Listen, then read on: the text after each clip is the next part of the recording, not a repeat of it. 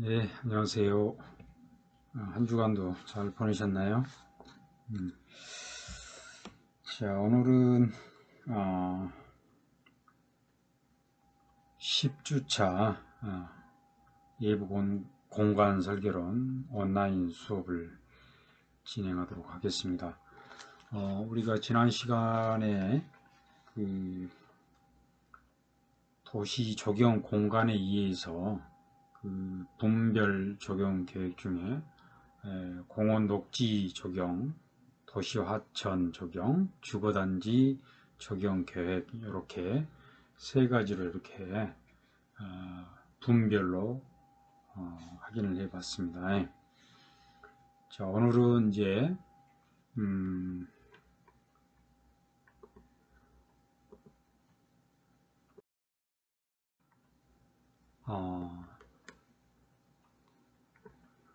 도시 조경 공간의 이해 2 해서 학교 조경, 도로 조경, 그리고 인공 집안 녹화 계획 이렇게 세 가지를 살펴보는 시간을 갖도록 하겠습니다.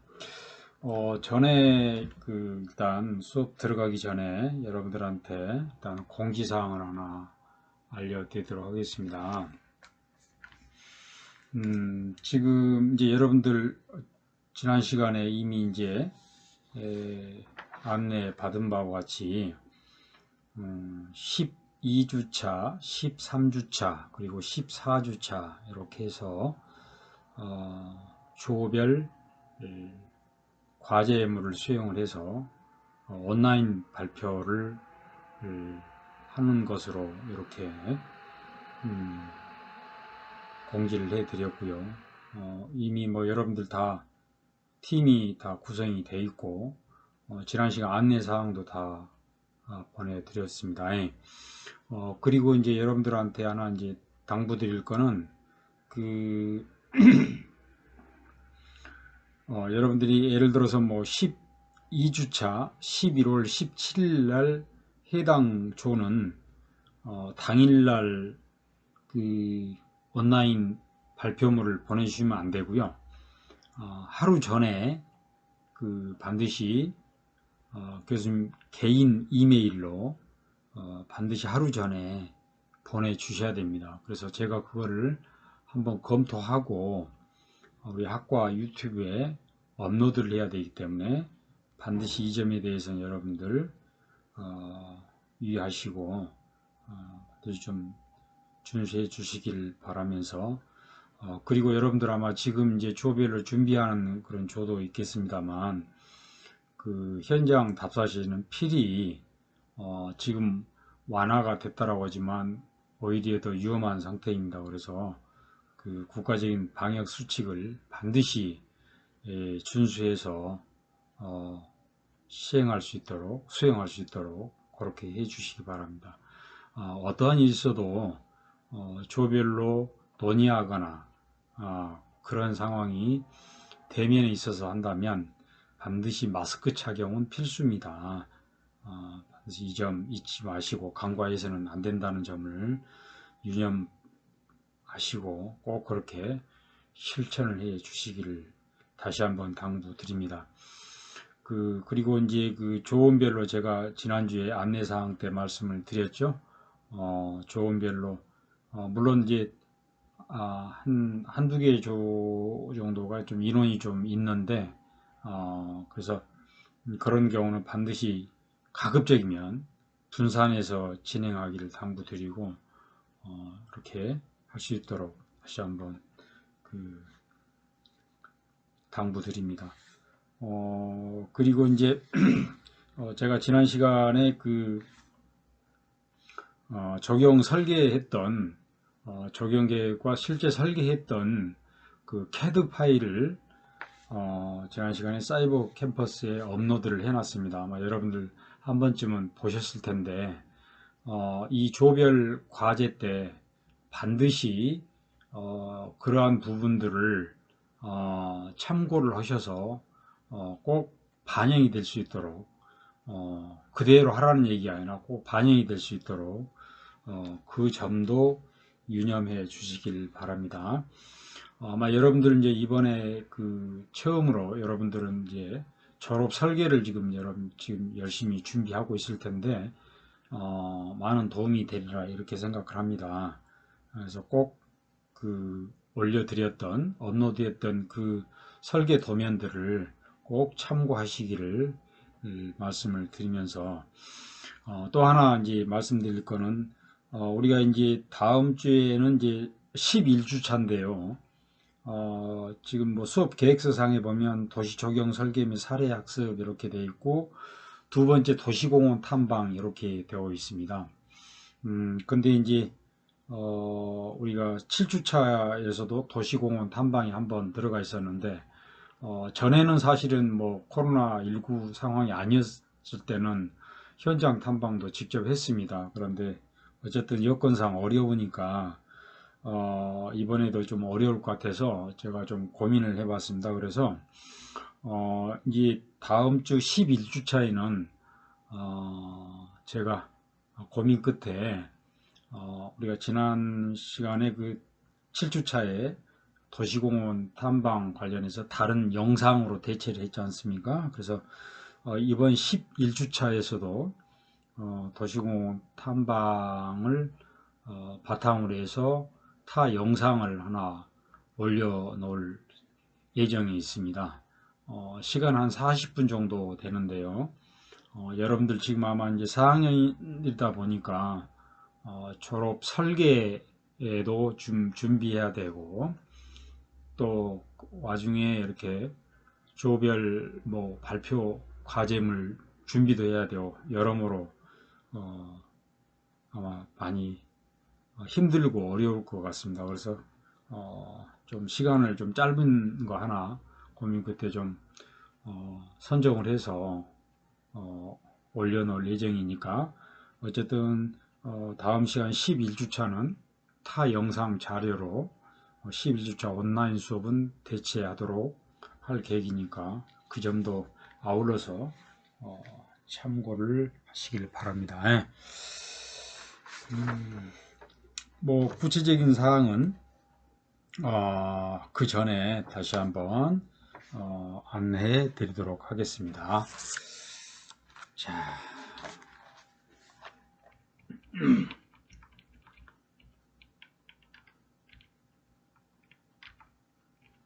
자, 오늘은 이제 도시 조경 공간 이해 2 해가지고 학교 조경과 도로 조경, 또 인공 지반 녹화 계획 이렇게 세 가지로 해서 살펴보도록 하겠습니다. 자, 먼저 이제 학교 조경 계획에 대해서 설명을 드리도록 하겠습니다. 학교 조경이라고 하는 것은 왜 필요할까요?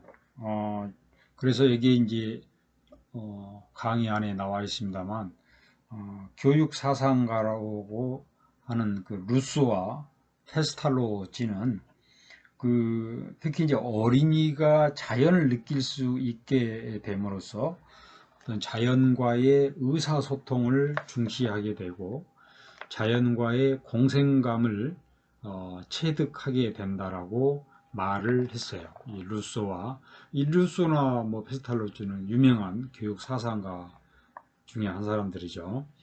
그래서 바로 이 학교 조경은요, 관찰이나 체험을 통해서 자연 환경을 의식적으로 주시하고, 또 어떤 사물에 대한 감성을 기를 때 환경을 파악하는 그런 능력이 길러질 수 있다는 라고 하는 것을 의미하고 있습니다. 그래서 학교가 뭐 우리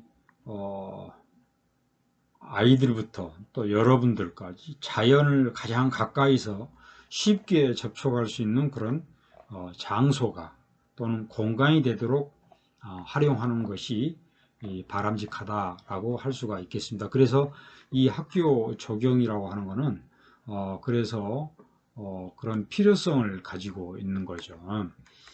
그러면 이 학교 조경이 가지고 있는 그 의의는 뭐가 있느냐? 크게 이제 세 가지로 나누어 볼 수가 있어요. 하나는 가장 중요한 게 이제 교육적인 의의가 되겠고요. 두 번째로는 환경적인 의의가 있겠고, 또 마지막으로 사회적인 의의가 있어요. 예. 먼저 교육적인 의의를 살펴볼까요? 이 교육적인 의의는 가장 중요한 의의 중에 하나인데, 학교 교육의 뇌실화를 가져올 수가 있고요. 또 학교 환경 교육에 특히 앞서 이제 학교 적용에 대한 필요성, 왜 필요하냐라는 측면에서 잠깐 말씀드린 현장 체험 학습 활동을 강화할 수가 있고, 또 환경을 위한 교육을 실현할 수 있다라는 점에서 교육적인 의의가 매우 크다라는 거죠. 그래서 학교 환경 교육의 뇌실화를 도모할 수가 있고요. 또 학교 외 환경에 대한 교육의 활용 기회를 증진시킬 수가 있고, 또 정서 함양이나 환경 친화적인 태도를 육성할 수 있는 그런 기회를 접할 수가 있을 것 같고요. 또 이제 학교 환경 교육이나 사회 환경 교육과의 연대감을 고취시킬 수가 있겠죠. 그리고 다양한 현장 체험 학습을 실현할 수가 있는데, 사실 이제 우리 대학교의 교종들은 매우 이런 그 현장 체험할 수 있는 그런 장소로서의 가치가 높은 그런 좀 교정들이 많이 있긴 합니다만, 사실 아쉽게도 이제 우리 학교 그 교사 내에는 사실 쉽지가 않죠. 그러나 이제 어찌 보면 이런 측면에서 보면 또 다른 우리 이제 학생들은 그 기회가 있다. 그 기회라는 게 바로 뭐냐? 우리 학교 바로 뒤에 그 훌륭한 자원이 있잖아요. 도립공원인 수리산이라는 그런 산이 있잖아요. 그죠? 바로 이런 것들도 방금 말씀드린 정서 함양에 있어서도 중요할 수 있을 것이고, 또 다양한 그런 현장 체험 학습을 실현하는 데 있어서 좋은 그런 자원이 될 수가 있겠죠. 그리고 이제 환경을 위한 교육을 실현하기 위한 그런 가치도 구현할 수가 있을 것이고, 또 학생들의 참여 활동을 보다 더 강화시킬 수 있다는 거죠. 그래서 이와 같이 학교 적용의 의의에 있어서는 교육적인 의의가 매우 크다, 이렇게 말씀드릴 수가 있고, 두 번째로 이제 환경적 의의가 있는데, 이 환경적 의의라고 하는 것은 학교 적용을 통해서 교육 환경을 개선한다든지, 또 지역 환경 개선을 한다든지, 이런 환경적인 효과와 의의를 둘 수가 있다는 겁니다. 어찌 보면 이제 도시의 그런 삭막한 그런 콘크리트 공간 속에서 이와 같은 학교 적용이라고 하는 것은 일종의 하나의 중요한 경관 요소로도 작용할 수 있다는 겁니다. 그래서 학교 건물과 하나의 어떤 풍치, 풍광, 풍경, 경치를 시각적으로 안정시킬 수 있는 그런 기능도 할 수 있다는 겁니다. 그래서 이러한 시각적으로 안정시키기 위해서는 차폐나 시선 유도, 차폐는 뭡니까? 가리는 거죠. 그리고 이제 시선을 유도한다는 것, 또 그래서 공간을 조성한다든지, 이러한 역할도 병행할 수가 있다는 겁니다. 그래서 그린 네트워크의 거점으로서의 역할을 강화하고요. 또 어찌 보면 학교로서의 중요성의 하나는 바로 학교 이미지를 개선할 수가 있다. 뭘 통해서요? 학교 적용을 통해서요. 아마 예전에는 이제 그 우리 학과에 경진대회 할 때요, 그 학교 내에 대한 그런 이미지 개선 관련해 갖고 주제를 제시했던 적도 있었습니다. 그래서 여러분들의 그 선배님들이 좋은 그런 아이디어로 많은 작품들을 그 당시에 제출을 하기도 했습니다만, 어쨌든 바로 학교 이미지를 개선할 수 있다라는 게 중요하고요. 그리고 이제 그럼으로써 이제 이런 그 녹지를 보다 더 확충함으로써 다양한 그런 환경 생태적인 효과를 유발할 수가 있고, 또 심지어는 이 도시 내 야생 동물의 어떤 서식 공간을 형성할 수 있는 이런 환경적인 의의도 지니고 있다는 겁니다. 그리고 이제 사회적인 의의라고 할 수 있는 것은, 그래서 학교 조경이라고 하는 것은 사회적 의의 측면에서 보면 학교 구성원들의 주도죠. 어찌 보면 학교 구성원의 주도면 여러분들이 바로 주도가 돼야 되겠죠. 뭐 교수님들이나 직원분들보다는 여러분들, 학교 구성원인 여러분들이 주도가 돼야 되겠죠. 그리고 여러분들이 주체적으로 참여를 할 필요가 있겠죠. 이러한 것들을 전제로 해서 어떤 새로운 그런 학교 문화 형성에 기여할 수가 있다라는 겁니다. 그래서 특히 이제 여러분들이 학교 환경을 통해서 자연 환경에 대한 관심을 보다 더 깊게 가질 수가 있고, 또 여러분들이 아까 좀 전에 환경적 의의에서 학교 이미지를 개선한다는 측면에서 중요하다고 말씀을 드렸는데, 바로 그런 측면에서 보면 여러분들이 주도적으로 주체의식을 갖고 또 하나의 책임감을 가질 수 있다라는 그런 어떤 사회적이고 교육적인 그런 의의를 함께 내포하고 있다라는 겁니다. 이런 것들은 매우 중요하겠죠. 여러분들이 지금 이제 전공하는 학생들로서 여러분들이 주도를 해서 보다 더 이러한 학교 환경을 어떻게 하면 보다 더 나은 그런 그 나은 쪽으로 개선할 수 있는지, 이런 관심과 또 그걸 통해서 여러분들이 실질적으로 주체의식과 책임감을 가지고 실천하는 것도 하나의 매우 중요한 그런 부분이 될 수가 있겠죠. 그리고 또 이제 그걸 통해서 지역 구성원 간의 공동체 의식을 증진시킬 수가 있고요. 이 말은 쉽게 말씀드리면 뭐냐면, 아무래도 이제 환경적 의의에서 말씀드린 학교 이미지를 개선하거나 또 사회적 의의에서 여러분들이 주도적으로 그러한 것들을 좀 더 변화시키고 변모시킨다는 말이죠. 그렇게 되면 아무래도 지역의 구성원들, 지역 주민들이 아무래도 학교를 더 한번 찾게 될 것이고 그럴 거 아닙니까? 그죠? 바로 이제 이러한 것들을 통해서 서로 교류하고 보다 더 학교와 지역민들 간의 공동체 의식을 보다 더 향상시킬 수 있다라는 것을 생각해 볼 수가 있겠죠. 그리고 또 중요한 건 하나 중에 학교의 지역사회 구심체 역할을 할 수 있다라는 겁니다. 이런 것을 통해서. 그리고 이제 학교 구성원과 지역 구성원 간에 보다 더 연대 의식을 강화할 수가 있겠죠. 또 토지 이용 효율에 대한 부분에 대해서도 보다 더 깊게 생각할 수가 있겠고, 또 학교의 다목적 그런 활용 가능성을 보다 더 높일 수가 있다라는 거죠. 그래서 이 학교 적용이 가지고 있는 의의라고 하는 것은 바로 교육적인 의의, 그리고 환경적 의의, 사회적인 의의, 이러한 세 가지를 중요하게 생각을 하고 있다라는 겁니다. 그럼에도 불구하고 사실 이 학교 적용이 가지고 있는 문제점이라고 한다면, 이제 우리 뭡니까?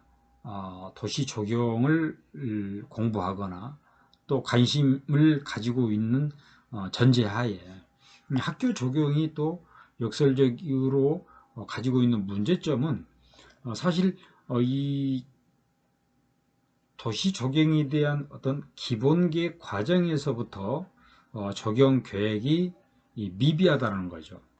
그래서 적용 관리랄지 이런 것 또한 소홀하다는 점이 문제점 중에 하나라고 생각해 볼 수가 있어요.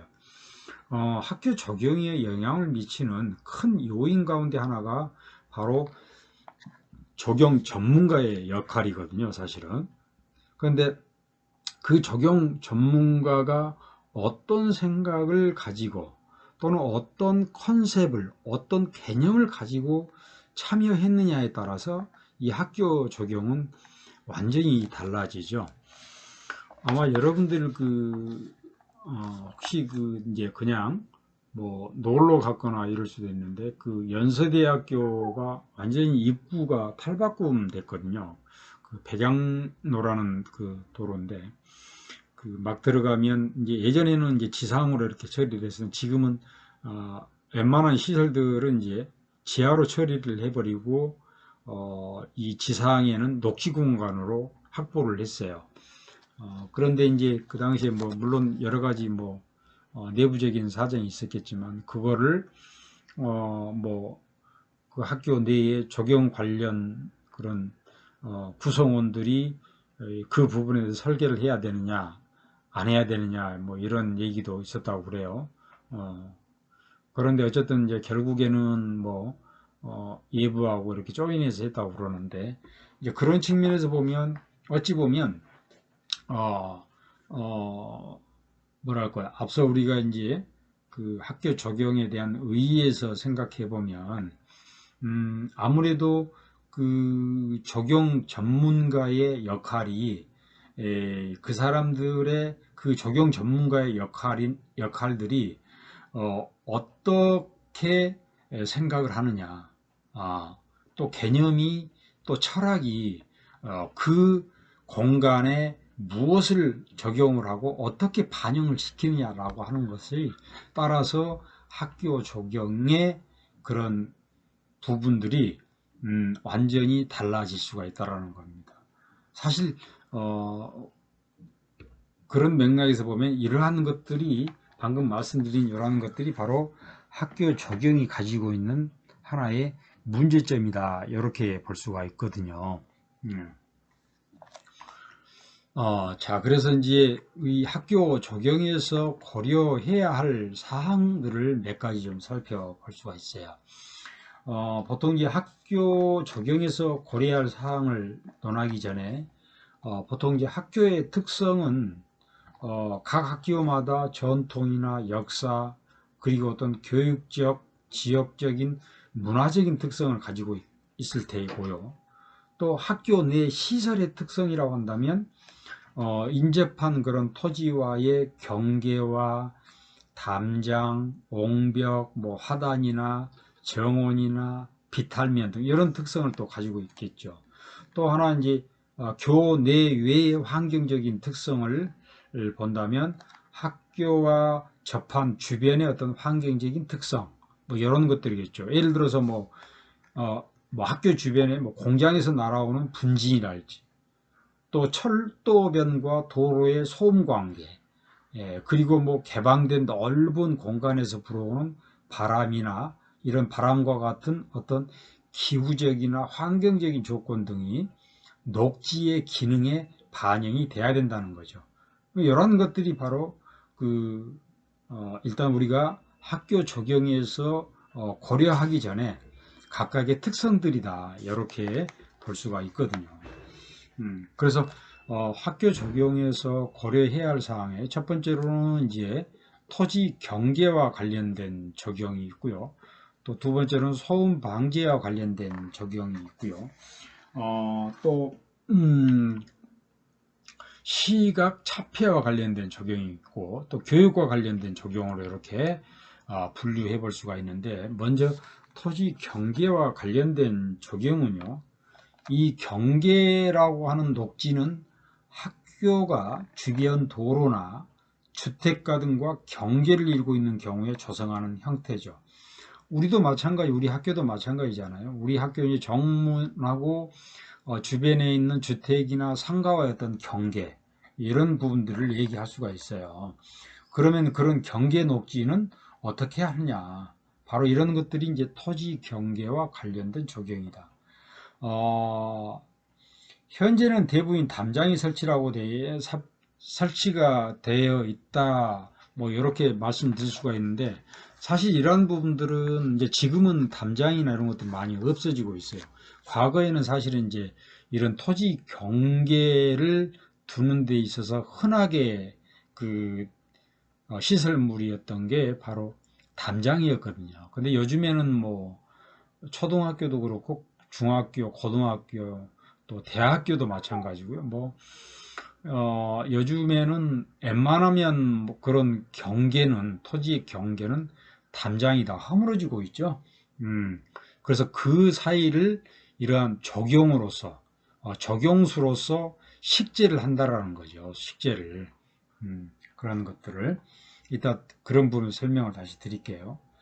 그래서 그리고 이제 일부 학교에서는 이제 담장 안쪽으로 해서 별도로 이제 뭐 한 몇 미터 정도 간격을 띄어서 부지를 별도로 할애해 가지고 뭐 보행로를 조성한다든지 뭐 이런 경우도 있을 수가 있어요. 예.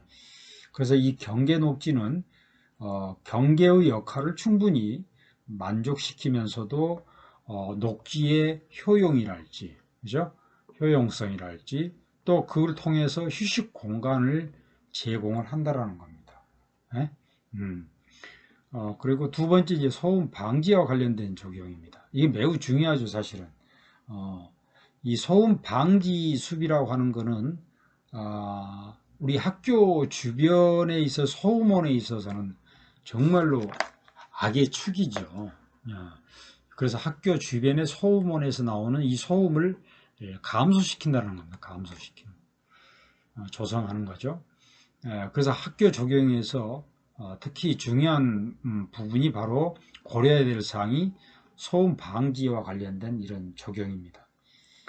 왜냐하면 이 학교라고 하는 시설은 어떻게 해요? 매우 정숙함을 중시하고 있는 그런 하나의 공간이죠. 장소잖아요. 그래서 이러한 그 소음 방지 효과를 높이기 위해서는 그러면 어떻게 해야 되느냐? 가급적이면 이런 나무들이 뭐예요? 키가 큰 거, 그리고 수관이 좀 빽빽한 그런 상록수를 뭡니까? 그 사이에 키가 작은 꽃나무라 할지 여기서 이제 키가 크고 수관이 빽빽하다라고 하는 건 상록수예요. 보통 이제 상록수를 다른 말로 하면 화렵수거든요. 여기서 지금 아래 그 소음 방지 숲 식재 행태에서 보면 인면들을 보면요 낙엽 교목이라고 되어 있잖아요. 뭐 이런 것들이 일종의 상록수예요. 상록수를 다른 말로 하면 화렵수라고 그러거든요. 화렵수. 뭐 화렵수는 보통 이제 우리가 이제 가을 지나고 이제 겨울로 올 시기에 어떻게 해요? 이제 물들어서 낙엽으로 이렇게 떨어지는 것들. 보통 그런 것들을 이제 상록수 또는 화렵수 이렇게 얘기를 합니다. 그리고 여기서 키가 작은 꽃나무나 초본류와 함께 식재한다. 뭐 이런 것들은 바로 교목류라고 그래요. 교목류, 교목, 교목, 교목.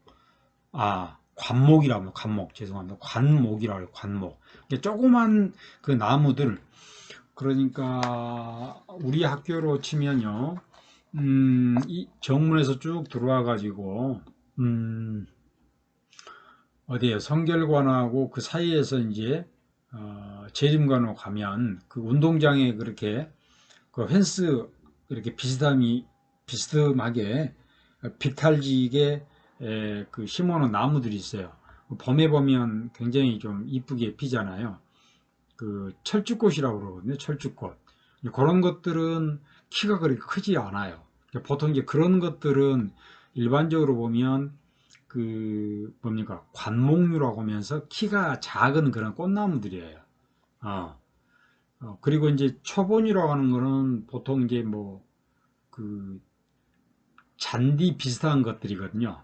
그런 것들을 이제 소음 방지를 하기 위해서 소음 방지 숲을 조성하기 위해서 그 대개가 식재하는 그런 적용수들이거든요. 그래서 그러한 녹지대 폭을 30m 이상으로 조성하는 것이 바람직한데 보통 이제 이런 것들은 이제 우리가 도시계획에서 공원 녹지를 여러분들 배웠잖아요. 녹지의 종류 중에 세 가지 중에 뭐라고 생각이 되세요? 보통 완충녹지라고 그러잖아요. 완충녹지. 물론 이 30m 이상 같은 경우는 여건에 따라서 다소 좀 차이는 있긴 합니다만, 어쨌든 이제 기본적인 게 상황을 말씀을 드린 건데, 보통 이제 완충녹지 같은 경우에는 예컨대 뭐 철도변과 뭐 주택의 사이는 이 정도의 폭을 간격으로 해서 조성을 해야 되는 그런 기준들이 있습니다. 잘 아시겠지만, 자, 어쨌든 간에 다시 한번 정리해드리면, 두 번째로 이제 소음 방지와 관련된 적용을 반드시 고려해야 한다. 그래서 학교 적용에서는 특히 그런 중요한 부분이다라고 말씀을 드릴 수가 있는데, 그래서 지금 이 관목류가 있고요, 이 낙엽 교목이잖아요. 그러니까 관목류는 키가 좀 적은 것들이에요. 키가 작은 것들이고, 키가 큰 것은 교목류라고 그래요. 교목류. 그래서 이런 사이에 바로 초보류들을 이렇게 함께 식재한다는 겁니다. 식재한다는 것. 바로 그런 것들이에요. 아마 여러분들 이제 도로변에 가다 보면 큰 도로변과 아파트 사이에 약간 비탈진 면 있죠. 그런 데다 보면 되게 이렇게 지상이다 그러면 이렇게 돼 있잖아요. 보면 보통 이런 공간에다가 이런 교목류랄지 또 갑목류나 이런 것들을 식재를 해갖고 뭐예요? 여기는 이제 주택이라고 그러면 여긴 도로변이잖아요. 그러면 도로변이거나 또는 철도변이다라고 하면 이런 사이에다가 이러한 완충 역할을 해줄 수 있는 소음 방지 숲을 조성하는 겁니다. 특히 만약에 이제 여기가 학교라고 한다면 이러한 뭡니까 소음 방지 숲을 적용을 해야 될 필요성이 있다라는 겁니다. 그리고 세 번째로 이제 시각 차폐와 관련된 적용인데, 이 시각 차폐라고 하는 거는 뭐랄까요? 학교 주변의 시각적인 오염원이죠, 오염원.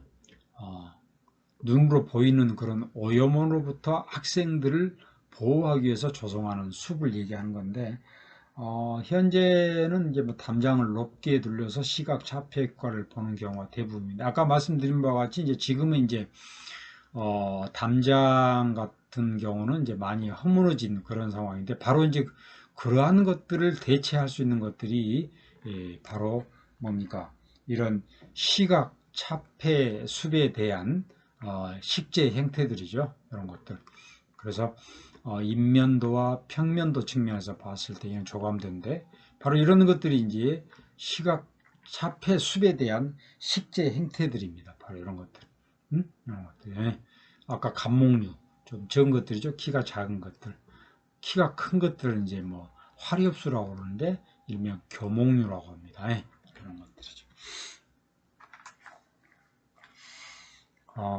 그리고 이제 교육과 관련된 적용이 있어서는 어떤 기능보다는 식물의 종류에 주안점을 두고 있다는 겁니다.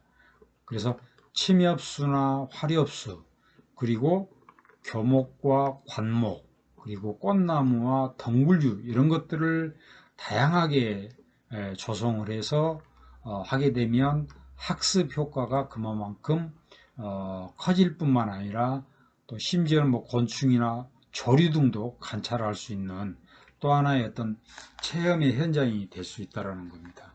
여기는 뭐 이제 뭐 초등학교에 대한 예시들을 좀 넣어놨는데, 아무래도 이제 우리 대학생들보다는 좀 더 이제 어린 사람들의 어떤 정서적인 함양이 좀 더 클 수도 있어요. 그래서 좀 이미지를 이런 것도 좀 더 잡아봤는데, 어쨌든 간에 이 네 번째 교육과 관련된 적용이 있어서는 바로 그런 학교의 어떤 교육적인 기능보다는 식물의 종류에 보다 더 주안점을 둔다라는 겁니다. 여기서 이제 침엽수라고 하는 거는 여러분 잘 아시는 바와 같이 이제 그 나뭇잎의 끄트머리가 지금 좀 날카로운 것들 있죠. 그러니까 바늘같이 생기는 것들. 예컨대 소나무 같은 것들, 이런 것들이 일명 침엽수입니다. 침엽수. 그리고 이제 화렵수 같은 경우는 흔히 여러분 잘 아시는 바와 같이 도로에 보면 이제 뭐 은행나무나 이런 것들이 화렵수죠. 좀 골치 아프긴 합니다만 골치 아픈 나무죠. 사실은 가을 되면 노랗게 뭐 단풍 들기도 합니다만 이게 또 뭐 은행에서 떨어지는 냄새도 고약하고요. 그죠? 그리고 이제 우리 학교에 있는 그 성결대학교 부속 유치원 바로 위에 하나 뭐 덩그라니 나무, 큰 오래된 나무, 느티나무나 이런 것들이 일명 이제 화렵수입니다. 화렵수. 예. 그리고 좀 전에 말씀드린 교목이나 관목 말씀드렸죠. 교목 같은 경우는 나무가 좀 더 큰 거, 관목은 좀 더 적은 것들이죠. 그래서 이제 바로 이제 이러한 그 하나의 그 식물들을 통해서 바로 이런 그 또 생물들을 또 관찰할 수 있는 그런 적용으로 뭡니까 고려할 필요가 있다라는 겁니다. 그죠?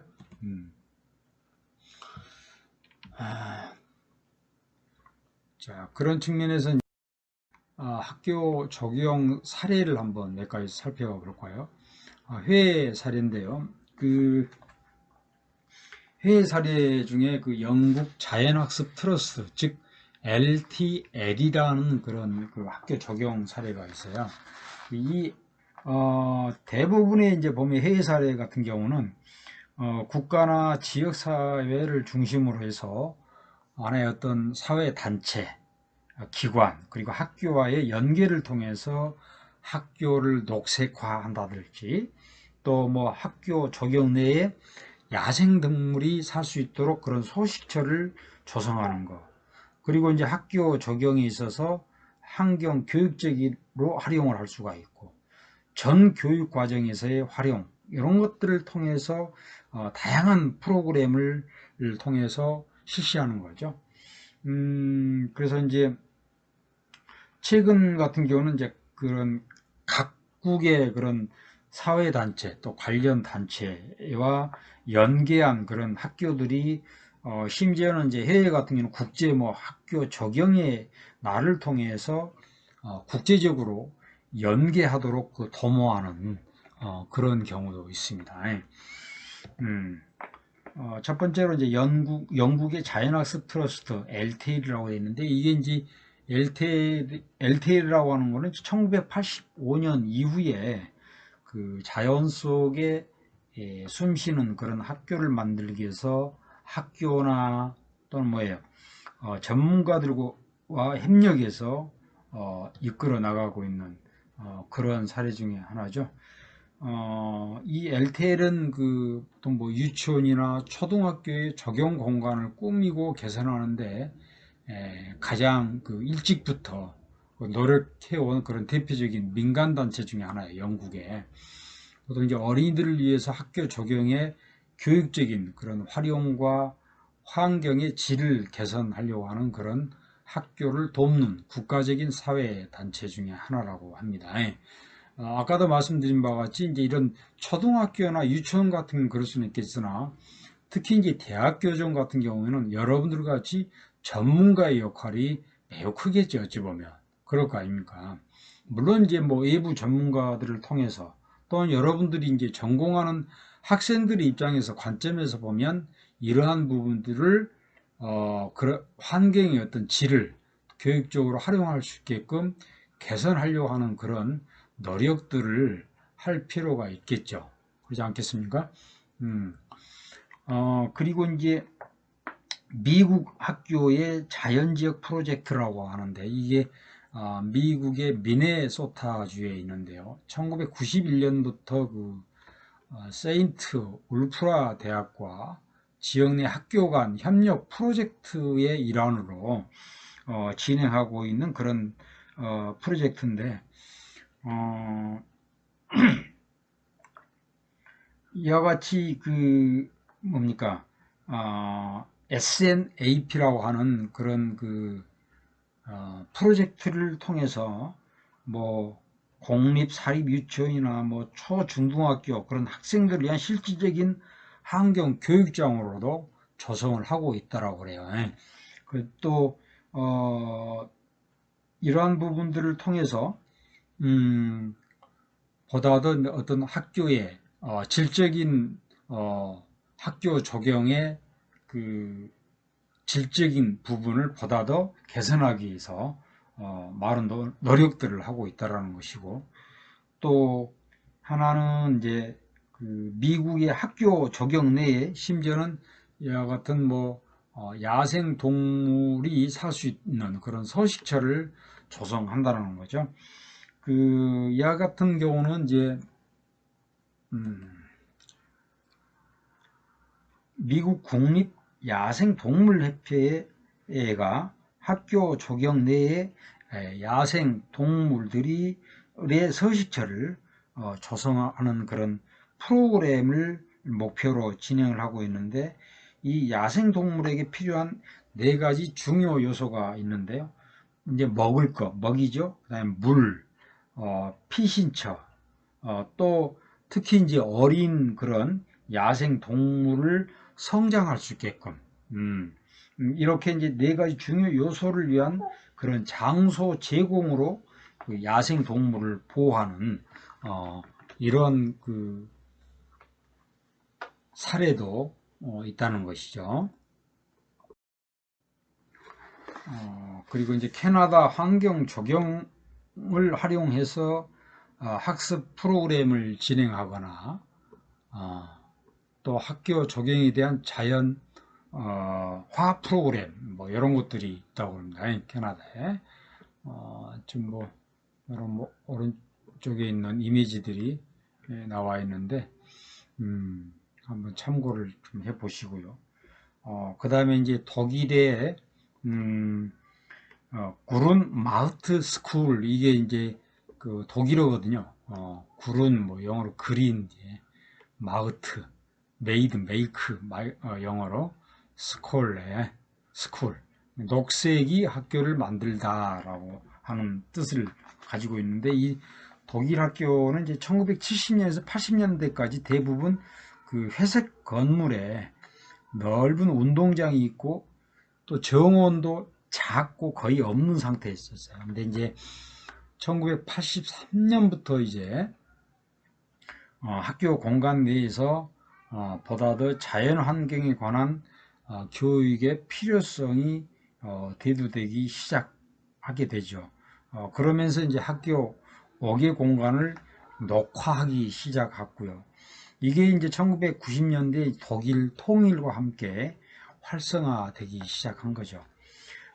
이 운동을 더욱 이제 활성화시키기 위해서 1993년에 방금 말씀드린 이와 같이 구른 마흐트 스콜레라고 하는 이런 단체를 탄생시키는 그런 계기가 된 거죠.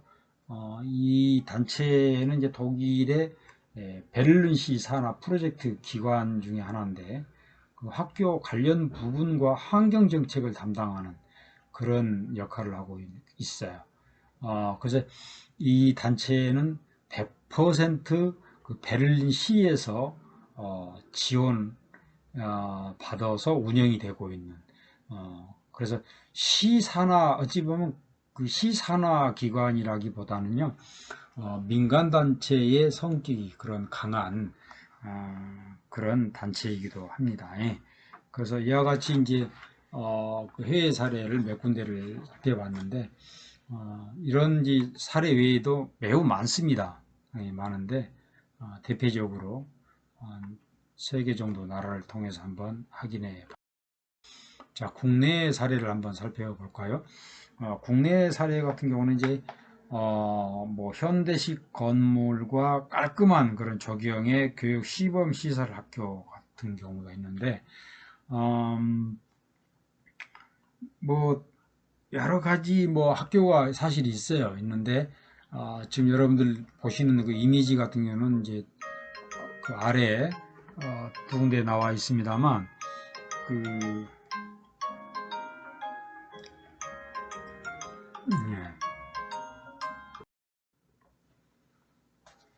이제 국내 사례 같은 경우는 방금 이제 이와 같이 그 초등학교 교정인데, 네.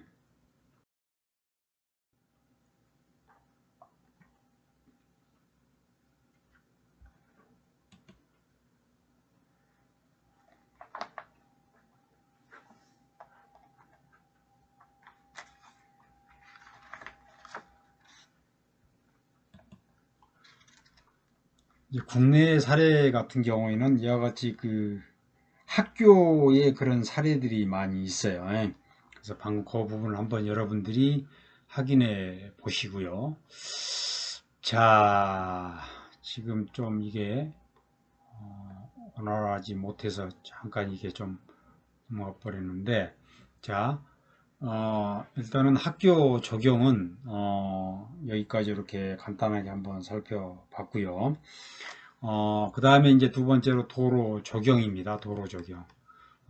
도로에 있어서도 이 적용 부분이 매우 중요합니다. 보통 여러분들 이제 도로라고 하는 거는 뭡니까? 이제 사실, 어느 도시나 지역이나 그 기반 구조죠. 기반 시설이잖아요. 그죠? 그래서 도시의 골격을 형성하고 있다는 겁니다. 그래서 이 도시 자체가 존재하는 그런 부분들을 바로 결정하는 게 이 도로죠, 도로 사실은. 그죠? 그래서 이와 같은 그 도로가 바로 도시의 하나의 경관을 결정짓는 매우 중요한 그런 요소 중에 하나죠. 그래서 도로 적용을 왜 하느냐, 그 목적이 뭐냐 하는 겁니다. 그래서 도시 내의 기능을 도로나 도로 주변의 어떤 공간에 담을 수 있도록 그런 여건을 마련해 주는 그런 일인데, 그러므로 인해서 이제 도로 기능을 제고할 수가 있고 또 연도 지역에 대한 생활 환경을 조성할 수가 있다고 합니다. 이 연도 지역이라고 하는 것은 뭘까요? 연도 지역. 연도 지역은 도로의 그런 가장자리를 얘기하는데, 이렇게 도로라고 하면 바로 이런 것들이죠. 바로 이런 것들이 이제 도로 이제 연도 지역이라고 하는데, 사실 끝에 해당되는 부분이잖아요. 이게 연도 지역. 그런 연도 지역의 생활 환경을 조성하는 데 있습니다. 그리고 이제 우리가 이 도로 적용을 하는 그 목적은 바로 이런 것들이죠. 도로의 교통 처리를 원활하게 하되 자연 훼손을 최소한으로 줄이고, 또 중요한 것은 그 도로 경관에 대한 시각적인 질을 개선하기 위해서 하는 것이고요. 또 도로를 운전하는 그 운전자에게 만족스러운 그런 시각적인 경험을 제공해 줄 수가 있고, 또 그 도로 적용을 통해서 안전하고 쾌적한 운행을 유도할 수가 있다는 겁니다. 그럼으로 인해서 교통사고로부터 미연에 방지할 수 있는 그런 목적도 가지고 있고요. 또 도로의 시각적인 코리더, 하나의 축이죠. 도로의 시각적인 축을 보다 더 확보해서 광범위한 그런 지역 경관을 창출할 수 있는 그런 요소로서 작용을 하면서 동시에 경관을 완성하는 데 그런 목적을 가지고 있고, 또 도로의 형태나 또 경관 변화에 따라서 노선의 특징을 살려주면서 주변 토지 이용과의 조화를 기하기 위해서 도로 적용을 하는 목적이 되겠고요. 특히 이제 시각적인 영향을 분석하고 평가해서 바로 중요한 주변 경관과의 얼마만큼 조화롭게 할 수 있느냐, 그렇게 함으로써 또 이제 도로 경관을 조성하는 그런 목적을 가지고 있다는 겁니다. 이게 바로 이제 도로 적용의 목적이죠. 그렇다면 이 도로 적용의 주요 대상은 뭘까요?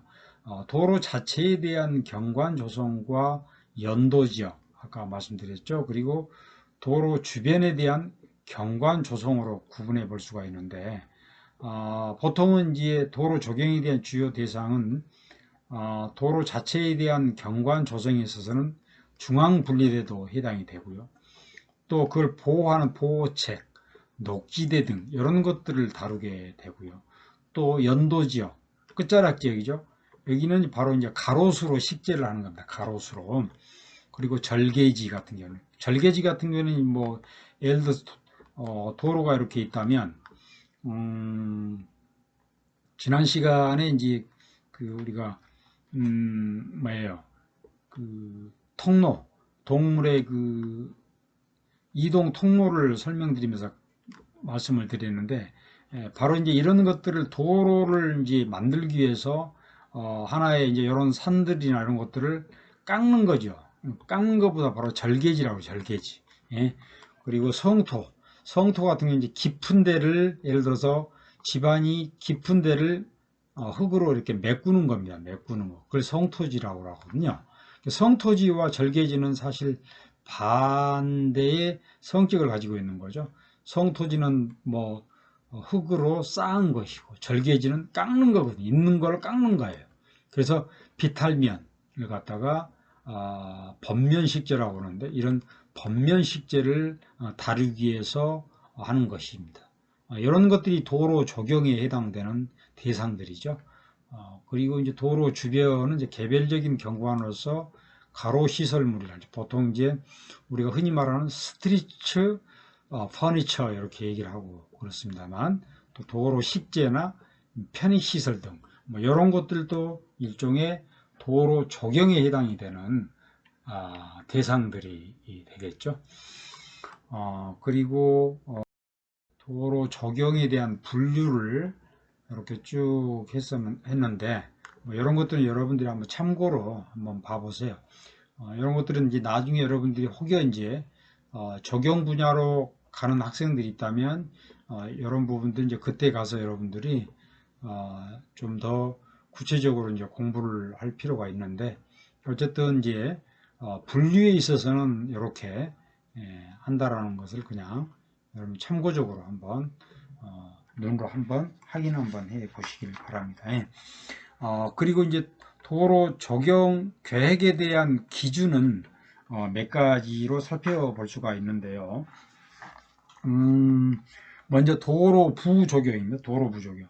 도로부 조경의 주요 대상은 중앙분리대랄지 녹지대나 경계석, 그 다음에 포장. 경계석이라고 하는 거는 뭡니까? 이제 도로가 이렇게 있다면 뭐 중앙선이고요. 이렇게 있다면 끝자락에 보면 이제 여기는 이제 보행로잖아요. 보행로. 그러고 보면 이 도로와 보행로 사이에 턱이 있잖아요. 턱이 높낮이가 있잖아요.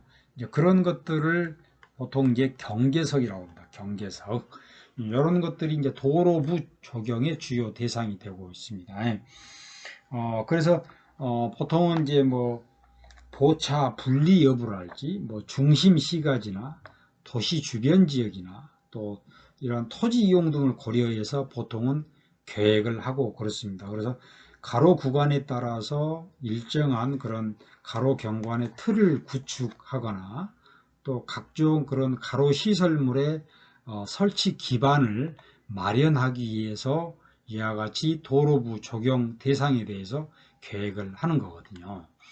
또 하나는 연도지역 조경이라고 있는데, 이 연도지역 조경 대상은요, 주로 절개지, 깎인 그런 토지, 그 다음에 흙으로 쌓인 성토지에 의해서 비탈면, 그 경사진면이 있죠. 아마 여러분들 이제 고속도로를 가다 보면 이렇게 깎인 부분들이 있어요. 그런 것들은 이제 비탈면 조경이라고 그러는데, 이제 그러한 것들, 그 다음에 교차로, 휴게소, 정류장, 뭐 이런 것들을 이제 시설지 조경으로 구분을 하는데, 특히 이제 비탈면 이 조경 같은 경우는요, 경사지 토양을 안정시키는 그런 기능도 하고, 또 연도지역 주요 경관의 구성 요소로서 하나의 시각적인 측면을 고려해서 계획을 해야 되는 겁니다. 시각적인 측면. 그리고 이 시설지 적용 같은 경우는 주변의 특성에 맞춰서 뭐 눈이나 비나 바람을 막을 수 있는 이런 시설을 설치하고, 또 각종 그런 식재 기법을 활용을 해서 각각의 특성에 맞도록 효과적으로 처리를 하는 것이거든요. 그리고 이제 세 번째는 도로 주변부 적용인데, 이 도로 주변부 경관은요, 차량이 주행하는 그런 방향에 따라서 도로의 위치나 구조를 고려해서 좀 더 특징적으로 처리를 하고요. 동시에 이제 자연 경관이 우수한 지역 같은 경우는 적극적인 그런 개발은 가급적이면 지양을 해야 되는 거죠. 특히 자연경관이 우수한 지역 같은 경우는. 그래서 도심 지역과 시설 지역 같은 경우는 주변과의 아무래도 특히 동질성을 고려해서 적용 계획을 수립할 필요가 있겠다라는 겁니다. 예? 예.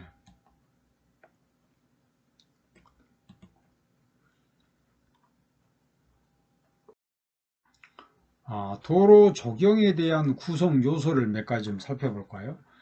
구성 요소는 먼저 가로수죠, 가로수. 여러분들 가로수는 뭔지 아시겠죠? 그래서 이미지를 뭐 제시 안 해도.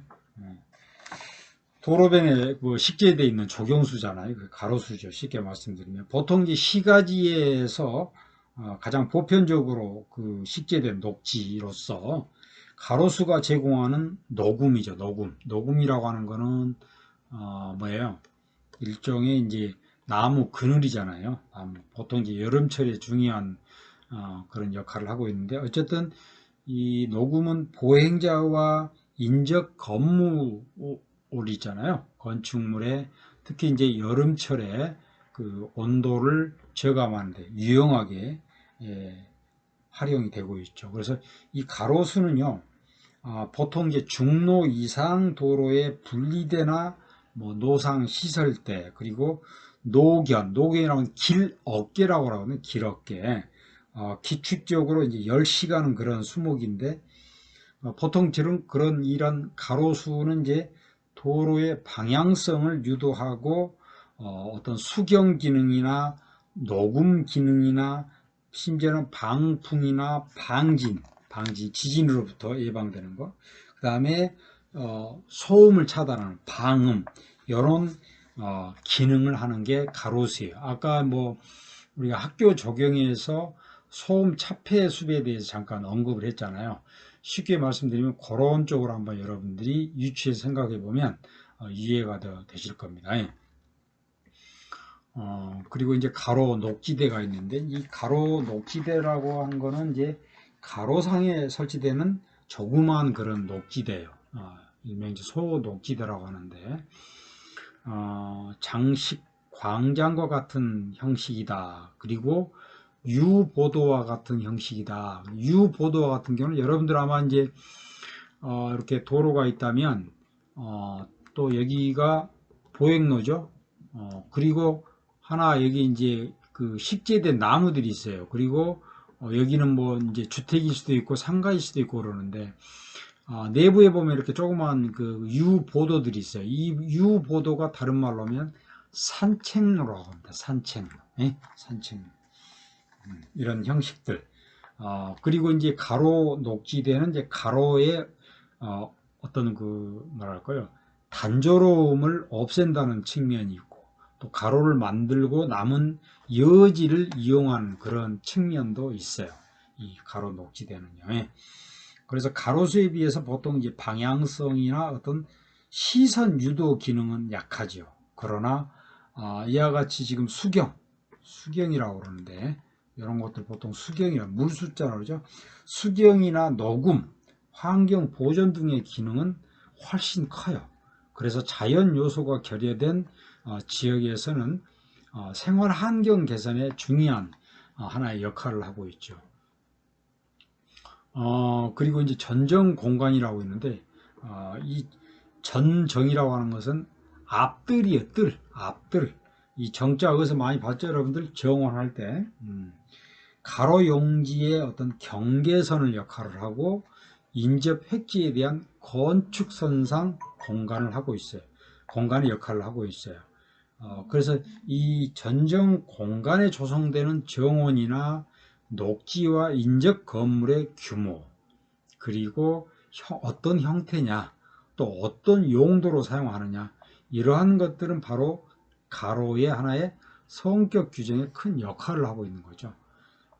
그래서 이 가로 측면에서 이와 같은 전정 공간은요, 가로 녹화를 하거나 하나의 가로 미화하는, 아름답게 하는 장소, 그리고 보도나 도로 확장 등 이런 장래 변화에 대한 하나의 유연성을, 융통성을 제공하고 있는 그런 요소 중에 도로 조경 요소 중에 하나입니다.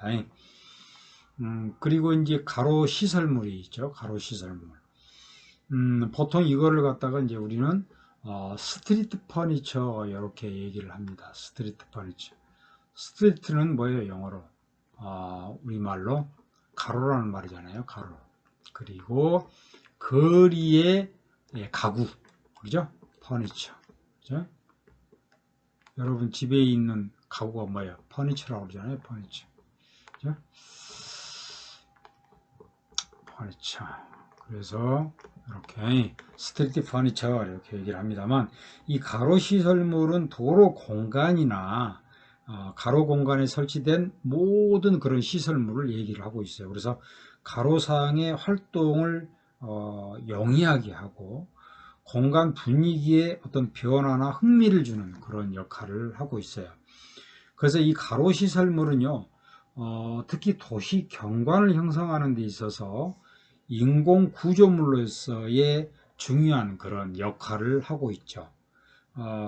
이 가로 시설물에 대한 범위는요, 아마 여러분들 이제 가로를 걷다 보면 휴지통도 하나의 가로 시설물이고요. 또 가로변에 설치된 벤치 있잖아요. 벤치.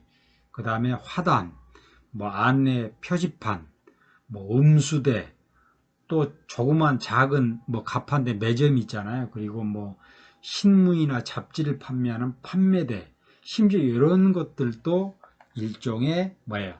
가로 시설물이라고 합니다. 이 스트리트 퍼니처라고 해요.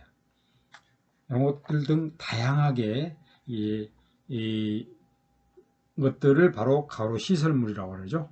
일종의 이제 인공 구조물로서의 역할을 한다는 거죠. 그래서 이러한 가로 시설물을 바로 이러한 것들을 이제 가로 시설물이다, 이렇게 여러분들이 이해하시면 되는데, 이 가로 시설물에는 보통 이제 교통 요소가 있고 뭐 수경 요소가 있고 휴게 요소가 있고 정보 요소가 있고 그렇습니다. 그 중에 이제 하나가 이제 교통 요소인데, 여러분들 그 도로변에서 이제 보도로 올라가다 보면 이런 것들이 있잖아요. 이런 거. 요게 일종의 볼라드라고 합니다. 볼라드. 이런 것들은 왜 이렇게 설치를 해 놓습니까? 이런 것들도 이제 하나의 여기서 말하는 가로 시설물, 즉 스트리트 퍼니처라고 합니다. 여기는 지금 차도잖아요. 차도. 여기는 어디? 인도잖아요. 여기는 사람만 거닐 수 있는 공간이죠. 장소잖아요. 차가 들어갈 수는 없게끔 만들어 놓은 거예요. 일종의 하나의 이제 뭐 억제 시설물이라고 하죠. 일종의 이것이 교통 요소로 하나의 볼라드죠. 볼라드. 일종의 이제 쾌적하고 안전하게 보행하기 위한 하나의 요소죠. 보행자의 특히 이제 안전 측면에서 설치하는 이와 같은 볼라드. 그리고 이제 뭐 여러분들 그 골목길 이면도로에 가다 보면 보면 가다가 이렇게 약간 턱이 높은 그런 게 있잖아요. 뭐 황색, 뭐 흰색 이런 식으로 도로가 이렇게 있는데, 이런 것들은 일종의 이제 뭐예요? 차량 속도를 제한하기 위한 일종의 범퍼라고 그래요. 범퍼. 여러분들 그 사시는 골목길 가다 보면 이런 것도 있잖아요. 그죠? 이런 것들은 일종의 범퍼라고 합니다. 이러한 것들도 하나의 가로 시설물이라고 합니다. 교통 요소 중에 하나인데, 그리고 이제 수경 요소가 있죠. 수경 요소. 가로 경관을 이제 고양시킴으로써 승객이나 보행자에게 하나의 시각적인 흥미를 제공하는 요소가 되겠죠. 뭐 이런 것들은 야외에 있는 하나의 조각, 뭐 이런 것들이죠. 이런 것도 하나의 이제 아파트 입구에 뭐 요즘에는 설치하는 그런 사례가 많이 있긴 합니다만, 그 다음에 이제 노변의 화단 같은 거, 그 다음에 이제 플랜터라고 해가지고 보통 여러분들 이제 길가에 가다 보면 이제 이렇게 나무가 이렇게 쉽게 돼 있잖아요. 나무가 이렇게. 근데 이 나무를 보호하기 위해서 이렇게 어떤 틀을 짜가지고 이렇게 만들어 놓은 게 있어요. 이쁘게 좀. 이런 것들이 이제 일종의 플랜터라고 합니다. 플랜터. 플랜트는 뭐예요? 심다, 가꾸다 그런 말이잖아요. 근데 이제 명사를 써가지고 일종의 이제 하나의 그런 수경 요소의 역할을 한다는 거죠. 그리고 이제 휴게 요소라고 있는데, 이 휴게 요소라고 하는 것은 보통 아까 이제 스테디 퍼니처 중에 제가 말씀드린 벤치, 그리고 이제 파고라 같은 거 있잖아요. 정자 쉘터. 그래서 이러한 것들이 이제 통해서 사람들이 보다 이제 쾌적하게 휴식할 수 있도록 하는 요소죠. 이런 것들이 이제 휴게 요소라고 합니다. 보통은 이제 그 가로변 활동에 도움을 주기도 하는 그런 요소 중에 하나죠. 그 다음에 이제 정보 요소가 있습니다. 정보 요소라고 하는 것은 이제 보행자나 차량의 안전이나 편의를 위해서 필요한 그런 각종 정보를 전달하는 그런 매체를 의미하고 있죠. 뭐 교통 안내 표지판이랄지 일종의 이런 것들도 뭐예요? 정보 요소고, 그 다음에 이제 뭐 요즘에 스쿨존이라고 해가지고 매우 강화되긴 했습니다만, 초등학교 앞에 차량 속도가 30이라고 이렇게 제한되어 있잖아요. 그리고 이제 그거를 알리는 교통 표지판이 있잖아요. 이런 것들이 일종의 정보 요소가 되는 거죠. 심지어 이러한 것들도 바로 도로 조경을 구성하고 있는 요소 중에 하나인 바로 가로 시설물이다 라는 것을 여러분들이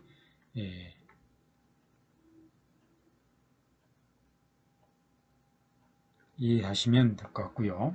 자,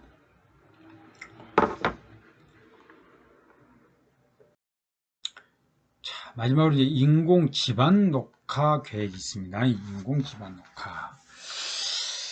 자, 인공 지반 뭐 지난 시간에 잠깐 이제 개념에 대해서 한번 언급을 했었는데, 자, 인공 지반과 인공 지반 녹화라는 게 있습니다. 인공 지반과 인공 지반 녹화는 뭐가 다를까요? 잠깐 뭐 개념을 한번 살펴보도록 합시다.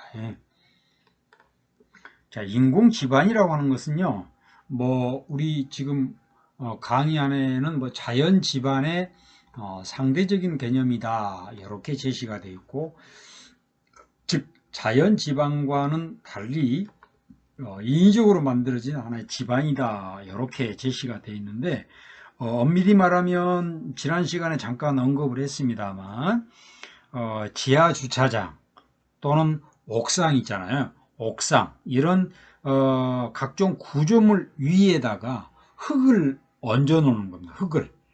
흙을 깔아서 인위적으로 조성해 놓은 하나의 지반. 지반이라고 하는 것은 뭐예요? 땅이죠. 땅 쉽게 얘기해서 그 땅에다가 거기에다가 뭐예요? 그럼 옥상 같은 경우는 뭐예요? 옥상 자체가 지금 콘크리트로 구조가 되어 있을 거 아닙니까? 그러면 이런 인공 지반을 하기 위해서, 녹화를 하기 위해서는 거기에다가 뭐예요? 이제 흙을 쌓아야 될 거 아닙니까? 일정 양의 흙을 쌓아서 옥상 녹화를 하는 겁니다. 이게 이제 인공 지반 녹화라고 하거든요. 이제 보통 이제 요즘에는 이제 특히 도시에 가용할 수 있는 공간이 부족하고요. 또 그런 땅값이 많이 이제 비싸지면서 심지어는 하천을 복개하기도 하고요. 또 지하와 공중에 새로운 그런 인공 대지를 만들어서 사용하는 그런 경우가 많이 지금은 늘어나고 있어요. 바로 이런 것들이죠. 그리고 이제 인공 지반 녹화라고 하는 거는 인공 지반 위에 식물이 생육할 수 있게끔 식재를 기반을 조성을 하고요. 또 그 식재를 통해서 녹화하는 그런 행위나 그 결과물을 지칭하는 게 인공 지반 녹화라고 합니다. 인공 지반 녹화. 다르죠? 인공 지반. 그러니까 인공 지반 위에 녹화를 하는 건데, 그 녹화를 하는 이유가 뭐냐? 바로 식물이 살아갈 수 있도록, 살게 할 수 있도록 그렇게 식재 기반을 만들어주는 겁니다. 그래서 그 식재가 뭐예요? 녹화하는, 즉 녹음을 할 수 있는 그런 행위가 된다라는 겁니다. 예? 그죠? 보통 이제 지하 주차장 상부에 새로 그런 만들어진 토지랄지, 그래서 즉 그 인공 지반 위에 녹화나 또는 뭐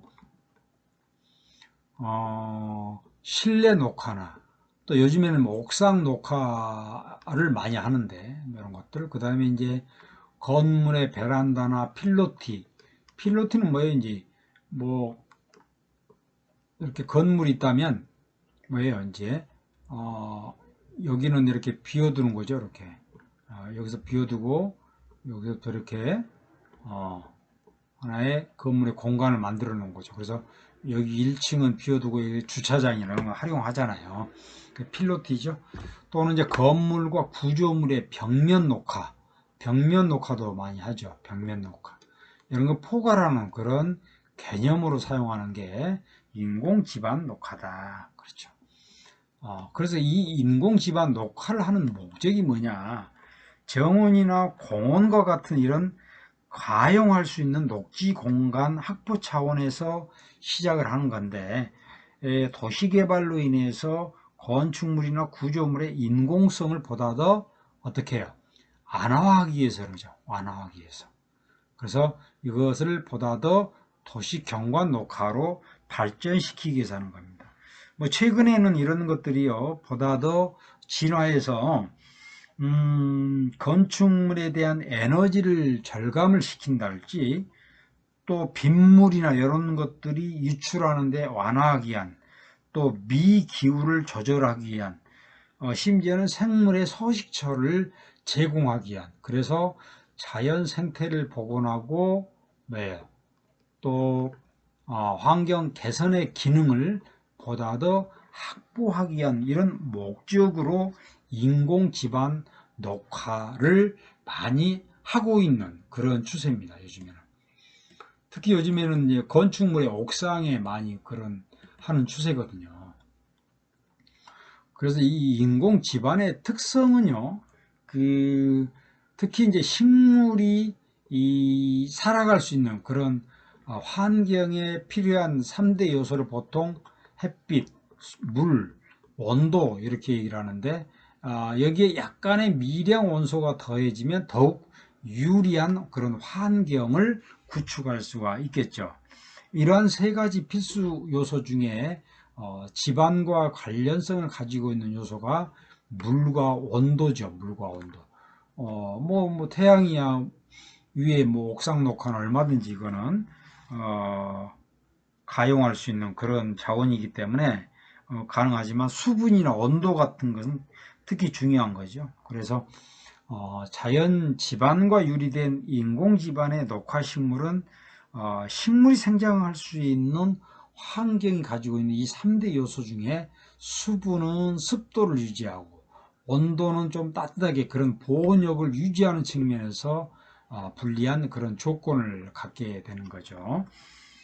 그래서 이제 이 인공 지반 녹화가 가지고 있는 효과가 몇 가지 있어요. 예.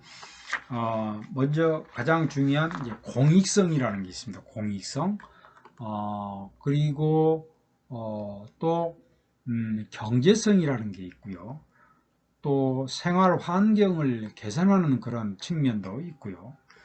또 하나는 개성 있는 공간을 창출하는 그런 효과를 가져올 수가 있는데, 먼저 이제 공익성 측면에서 보면 경관을 개선을 한다는 거죠. 이 최근 경관계획이요, 제도적인 하나의 도시계획 요소로 도입이 됐죠. 이 말은 무슨 말이냐면 경관법이 제정이 됐다는 거죠. 그래서 법제화가 됐다는 겁니다.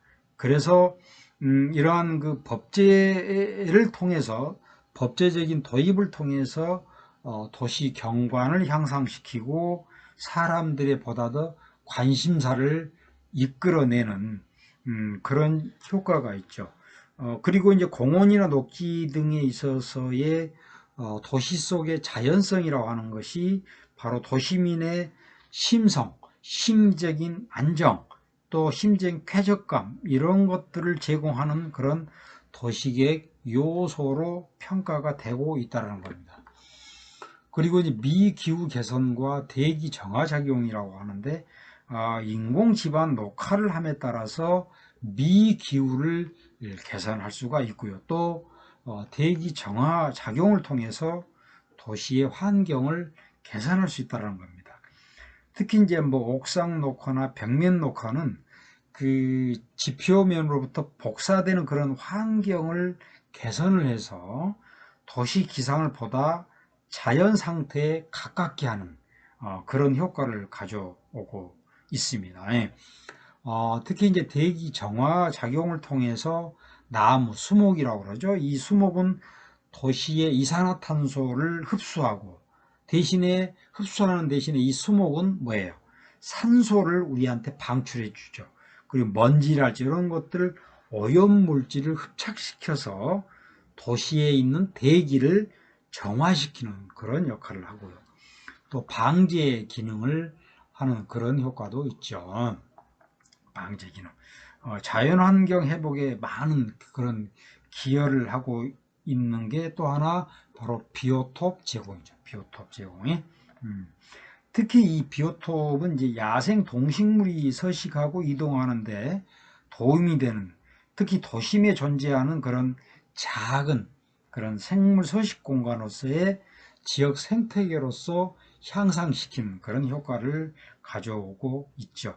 그래서 이런 그 인공지방 녹화는 다양한 그런 생물들의 이동이랄지 하나의 둥지 역할을 하는 서식처를 제공해 주기도 하고요. 그래서 건전한 그런 생태계 역할을 하는 그런 효과가 있다는 겁니다. 그 다음에 또 하나 이제 경제성에 대한 효과인데요. 건축물의 내구성을 증진시키고 또 도시의 기온을 완화시킬 수 있고 실온을 조절하는 그런 역할이죠. 특히 이제 도시 기온 완화를 통해서 도시 에너지에 대한 전략 절감에 대한 효과를 기대할 수가 있겠죠. 그래서 이러한 녹화를 통한 기온 완화는 결국에는 어떤 도시적인 에너지 비용을 절감할 수가 있고요.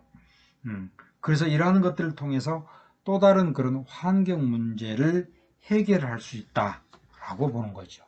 또 실온 조절 같은 거 이런 것들은 이제 개별 건축물이 가지고 있는 그런 에너지에 대한 전략에 대한 효과를 기대해 볼 수가 있죠. 특히 이제 옥상 조경 같은 경우는요, 건물의 그 단열성에 대한 역할을 매우 크지요. 그리고 이제 뭐 여름철에 냉방 에너지나 또 겨울철에 난방 에너지를 심지어는 뭐 10% 내외까지 절감시키고 있다라는 그런 연구 결과도 나온 그런 사례도 있습니다. 그리고 이제 생활환경 개선이 있는데, 특히 이제 생활환경 개선에 있어서는 이런 생활환경 개선을 통해서 우리 인간의 생리적, 심리적인 효과까지도 기대를 할 수가 있다는 겁니다. 특히 이제 이 나무, 수목은요, 소음을 저감시키거나 또 녹음, 그늘을 제공해 주거나 또 지표면으로서 어떤 복사 환경을 개선해서 특히 여름철에 옥외 공간의 쾌적성을 그만큼 증가시킬 수가 있다는 겁니다. 그리고 이 인공지반 녹화라고 하는 것은 그거를 이용하는 사람들의 어떤 정신적인 피로도도 해소시킬 수가 있고 또 긴장감을 완화시켜서 보다 더 스트레스를 해소할 수 있는 개선할 수 있는 그런 효과도 있다라는 거죠. 그리고 마지막으로 이제 개성 있는 공간을 창출할 수 있는 효과인데 이 인공지반 녹화로 인해서 그 공간을 어떤 하나의 뭐랄까요 레크레이션 그리고 하나의 교육 문화 공간으로 조성을 한다는 거죠. 그래서 도심에서의 자연의 그런 쾌적함을 보다 더 즐길 수 있는 그런 공간으로서 창출할 수 있는 효과를 가져올 수가 있다는 겁니다. 그러면 이제 인공 지반 녹화의 유형들은 뭐가 있느냐? 첫 번째로 이제 녹화 대상 성격에 따라서 살펴볼 수가 있는데, 여기에는 이제 뭐 실내 녹화가 있고요, 또 옥상 녹화가 있고, 벽면 녹화가 있고, 인공 지반 녹화가 있습니다. 예. 이게 지금 왼쪽에 있는 게 이제 실내 녹화의 하나의 이미지고요, 사례고요. 그 다음에 오른쪽에 있는 것은 그 빌딩의 건물의 옥상 녹화죠. 옥상 녹화 이렇게 그런 사례를 확인해 볼 수가 있고, 또 왼쪽에 요거는 뭐예요? 학교 같은 경우는, 오래된 학교는 이런 벽면 녹화가 설치된 사례들이 좀 있더라고요. 그 다음에 이제 도로 위에 이렇게 하나의 이런 역할들은 뭐예요? 전번에 말씀드린 일종의 동물의 생태 통로이기도 하지만, 이런 것들은 바로 인공 지반 녹화의 뭐예요? 성격을 가지고 있다라는 겁니다. 그죠? 네, 바로 이런 것들이죠. 이런 것들이 일종의 녹화 대상이 어떤 성격을 가지고 있느냐에 따라서 인공 지반 녹화를 유형을 분류해 볼 수 있는 거죠. 그리고 이제 녹화 기술이나 그런 공법적 측면에 따라서 유형을 구분해 볼 수가 있는데, 여기는 뭐 일반 공법이나 플랜터나 컨테이너 공법이나 뭐 접착 공법이 있기는 합니다만, 이런 것들은 좀 뭐 구조적인 측면이기 때문에 좀 어려운 말이기도 합니다만, 이런 것들은 이제 뭐 공학적인 측면이 좀 강하긴 한데, 뭐 보통 이제 인공 기반 위에 뭐 방수, 물이죠, 배수층, 물이 빠질 수 있는 거죠. 그 다음에 토양층과 어떤 뭐 뭐랄까요, 관수 설비가 포함된 그런 식재 기반을 조성을 해서 식물로 녹화하는 그런 전통적인 방법, 이런 것들이 보통 이제 일반 공법에 해당이 되는데요. 그리고 이제 뭐 플랜터, 컨테이너 공법이 있기는 합니다만, 이런 것들은 이런 플랜터나 컨테이너 같이 이동이 가능한 컨테이너 박스 아시죠? 이런 이동이 가능한 구조물에 식재를 해서 인공 지반을 그런 녹화하는 그런 방법 중에 하나고요.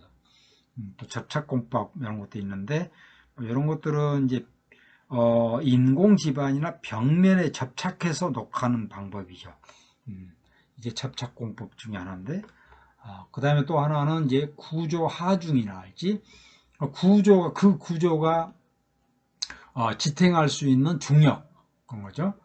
그 다음에 유지 관리 측면에 따른 유형에서는 관리 중량형 녹화, 집약형 녹화라고 되어 있는데, 바로 이제 이런 것들이 그런 사례 중에 하나입니다만, 이런 것들은 이제 관리 중량형 녹화 같은 경우에는 보통 이제 다년생 뭐 초하류랄지, 아까 관목류죠, 키가 적은 나무, 그 다음에 잔디나 수목 같은 거, 이런 자연 집안에 적용하는 식생을 제약이 없이 사용할 수 있는 하나의 집약형 녹화 유형이죠. 그리고 이제 혼합형 녹화가 있는데, 뭐 단순화된 집약형 녹화라고 되어 있는데, 이 혼합형 녹화라고 하는 것은 이제 앞에서 말씀드린 관리 중량형 녹화랄지, 이런 것들을 이제 기술적인 관점에서는 좀 더 단순화시킨 그런 유형으로 여러분들이 이해하시면 될 것 같고요.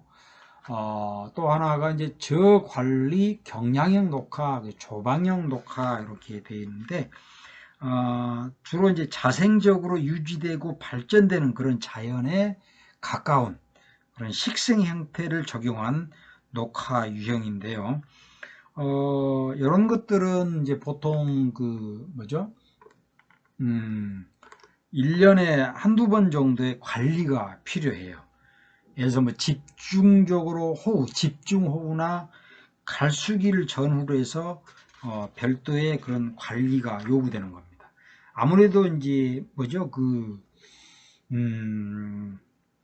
물이 필요하니까요, 그죠? 그래서 이 왼쪽에 있는 것은 혼합형 녹화라고 하기도 하고요, 혼합형 녹화. 그리고 이제 이게 오른쪽에 있는 게 이제 이게 저관리 경량형 녹화의 하나의 유형 중에 하나입니다. 하나.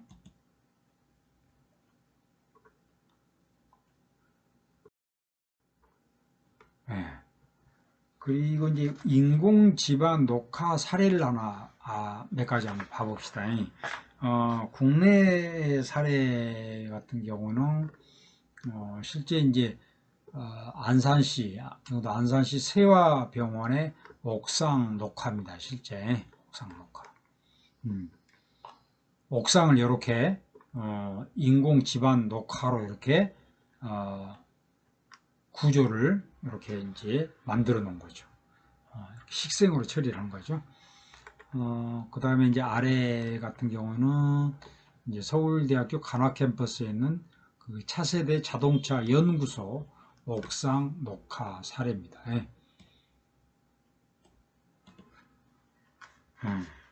그리고 해외 사례를 보면 물론 이제 방금 국내 사례 뭐 간단하게 한 2개지만 보여드리는데 이 외에도 굉장히 많습니다. 저기 그 서쪽 반포에 있는 현대백화점 그 옥상 녹화도 한번 생각해 볼 필요도 있고요. 하여튼 요즘에는 이런 그 옥상 녹화에 따른 그 인공 지반 녹화 사례가 많이 그렇게 확산되는 그런 사례에 있습니다. 요즘에는 뭐 기후 변화로 인해서 지구 온난화에 따른 그 여름철 온도랄지 이런 평균 온도가 굉장히 많이 상승되고 있잖아요. 그래서 일종의 이런 인공 지반 녹화를 통해서 아까 설명드린 바와 같이 에너지를 단열 효과를 기해서 에너지를 절감하는 그런 효과도 가져오기 때문에 이러한 사례들이 많이 좀 확산되고 있습니다. 그리고 이제 해외 사례 간단히 몇 가지 살펴보면 일본의 그 아크로스 후쿠오카시에 있는 스텝 가든이라고 하는 그런 건물 주변에 이와 같은 그 인공 지반 녹화를 구축한 조성한 그런 사례고요. 그 다음에 이제 오른쪽에 있는 것은 오스트리아에 있는 일종의 주거단지입니다. 단지 주거단지를 이렇게 한 사례고요. 아래에 그 있는 요거는 이제 주차장인데 독일에 있는 이제 까지르 주차장이라고 이 주차장을 이제 인공지반 녹화를 통해서 이렇게 했고요. 아까 앞서 그 보여드렸던 뭐죠? 그 인공지반 녹화 사례에서 아까 설명드렸잖아요. 여기가 지금 독일에 있는 카스루헤 도로네요. 그 도로에 대한 인공지반 녹화 사례죠. 자,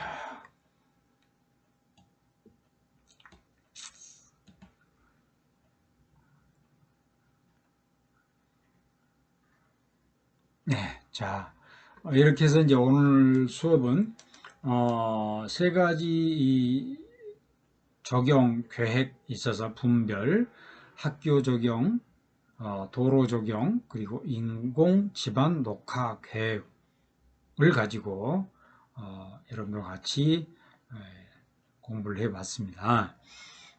야, 그래서 이제 오늘 이제 수업은 여기까지 마치도록 하고요. 앞서 그 서두에서 말씀드린 바와 같이 이제 이론적인 수업은 온라인 수업은 오늘 여기까지 마치고요. 다음 주에 이제